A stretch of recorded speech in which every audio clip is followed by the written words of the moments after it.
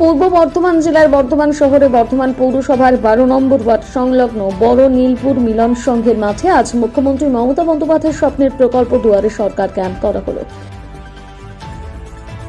যেখানে বর্ধমান পৌরসভার 12 নম্বর ওয়ার্ডের বহু বাসিন্দারা এসে তাদের যে সমস্ত সমস্যা রয়েছে প্রকল্পগুলোতে সেই সমস্ত কাগজপত্র নিয়ে ফর্ম ফিল আপ করা থেকে শুরু করে যার যেই সমস্যা আছে সমস্ত ব্যবস্থা করে তৃণমূল কংগ্রেস কর্মীরা। তৃণমূল নেতা শ্যামল কুমার রায় এই বিষয়ে কি জানিয়েছেন শোনাবো।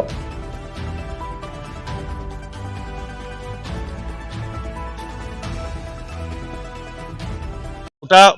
পশ্চিমবঙ্গ জন্য মাননীয় মুখ্যমন্ত্রী মমতা ব্যানার্জির উদ্যোগে চরম সাফল্য একটি প্রকল্প, সেটা হচ্ছে বিভিন্ন রকম প্রকল্প, তার একটি ছাদের তলা, সেটা হচ্ছে দুয়ারে সরকার। তার বর্ধমান পৌরসভা তত্ত্বাবধানে 24 তারিখ থেকে 1 তারিখ পর্যন্ত চলছে টাউন হল দক্ষিণায়ন বিয়েবাড়ি। কিন্তু আমরা 12 নম্বর ওয়ার্ডের যারা অধিবাসী, 12 নম্বর ওয়ার্ডে যারা বাসিন্দা, তাদের ওই দক্ষিণায়ন বিয়েবাড়ি যেতে একটা গরিব মানুষের ক্ষেত্রে পয়সা 20 টাকা আসা যাওয়া টোটো লেগে যায়।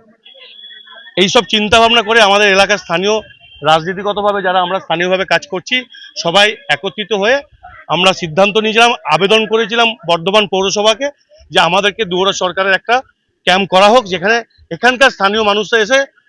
পায়ে হেঁটে কাজটা করতে পারে, তার জন্য যেন তার 40-50 টাকা টোটোতে যেন ভাড়া না লাগে, অসুবিধা যেন না পড়ে। তাই আমরা মিলন সংঘ মাঠে আজকে